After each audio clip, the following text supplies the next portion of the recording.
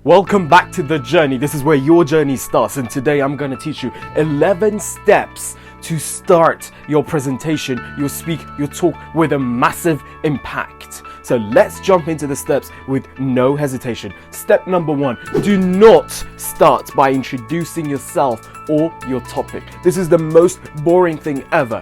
The people who are there to listen to your presentation either know you and that's why they're, or they know your topic and that's why they're.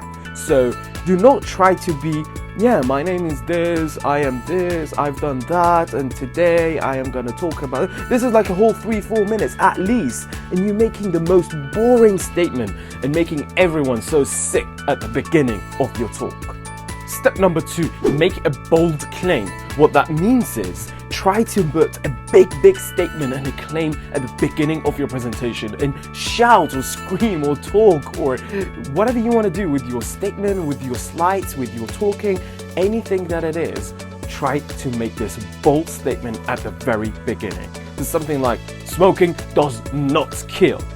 Step number 3, invite your audience to imagine.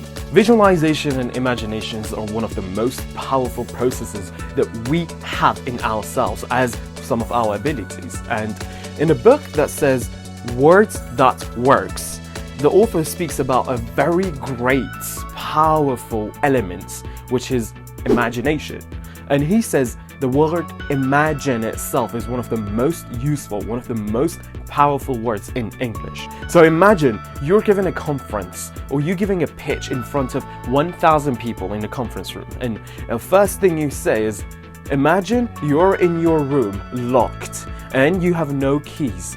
How can you get your keys immediately? See, this sort of example is something that you can relate to. You can understand, even if that has never happened to you, you can also put yourself in that person's shoes. So you can kind of relate it to it somehow. You put people in perspective that they can understand and they can relate themselves to the problems that you have the solutions for. Step number 4, start your presentation with a powerful statistics, fact, or numbers. So if you have a presentation that is so powerful, a number that is so surprising and strong, use it at the beginning. Even if the whole purpose of the presentation was about that statistics, it doesn't matter. Throw it at the beginning so you can grab people's attention, so you can walk them through the details of that presentation. So for example, diabetes kills 3 times more than cigarettes. This is powerful, this is fact, this is statistics. So you can talk about the importance of diabetes in the society or how that can affect the society, the healthcare, the education system, the whole generation. So use your powerful statistics at the beginning to grab people's attention. Step number 5, ask question.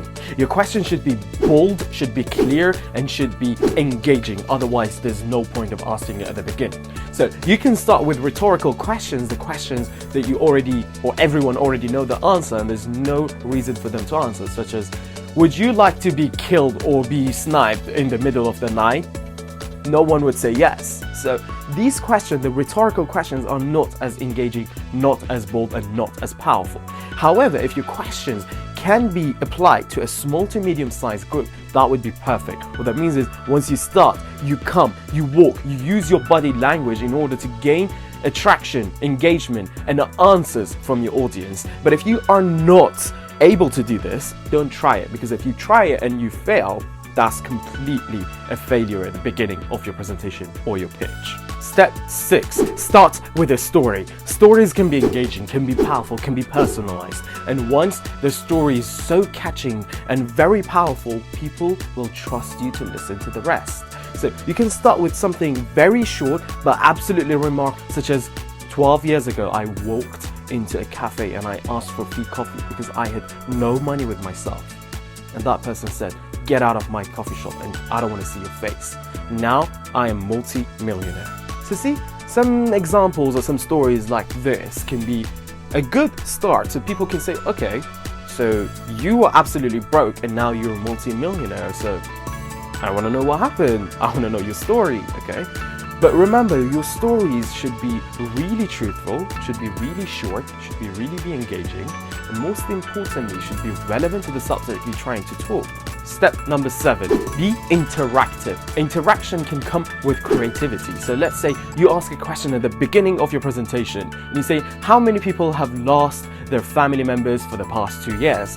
And you see no one raising their hands, and you can be asking further questions, but again you see only like 1 or 2 people engaging. So how can you be interactive? How can you be creative to ask them to engage, to break the boundary, to not be shy and to be involved and engaged with your topic? Because if they're not engaged at the beginning, it's less likely to be engaged at the middle and at the end of your presentation. Step 8, use a proverb or a famous saying. This can be powerful, but at the same time can be really boring. Why? Because it can be a very cliche and everyone would be saying that. So if you want to use your proverb, make sure you use it very wisely.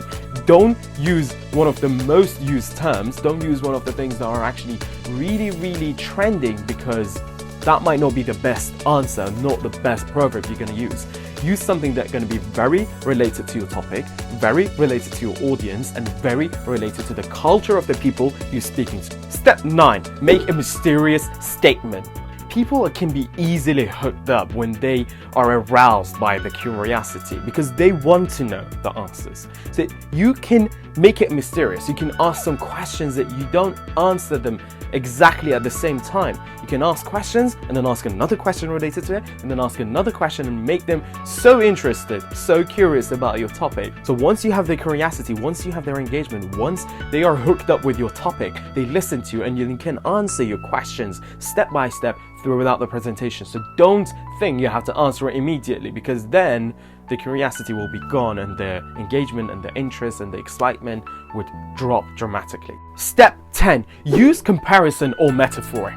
Metaphors can be really strong, can be powerful, and can get people's attention. But please don't use so much cliche or common things at startups or businesses or small ideas we're trying to pitch. Don't come and say we're Airbnb for parking, we are Amazon for pets, we are Uber for grocery shoppings.